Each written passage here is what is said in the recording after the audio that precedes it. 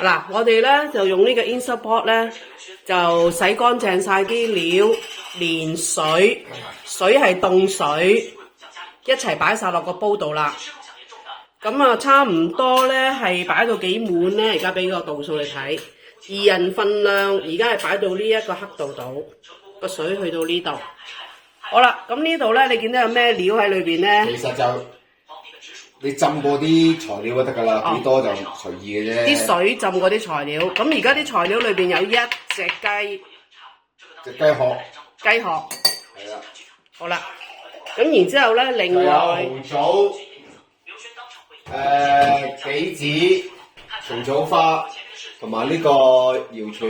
係聽到啦。呢啲咧就係啲手手腳腳切出嚟，唔煲嘅呢啲唔煲嘅。呢啲係亂啲嘅，就愛嚟做餸，燒又得，蒸又得，隨你中意。佢啲四肢咧、翼啊同埋腳咧，唔會攞嚟煲湯嘅，我哋淨係攞佢個框嚟到煲湯。雞殼。咁啊，預備咯喎，預備開始冚蓋同埋撳掣啦。好啦，扭實。插掣。最頂呢個。好啦，最頂呢個一撳掣就得㗎啦。唔係，你搞1個鐘頭就得㗎啦。係，咁你見到佢個度數咧係1個鐘。咁譬如如果你見到啊，我今日煲嗰啲嘢，我想煲耐啲喎咁其實可以自己再喺呢個加減上面咧，係自己再調節多過1個鐘都得嘅。不過我哋根據經驗，1個鐘乜都搞掂晒。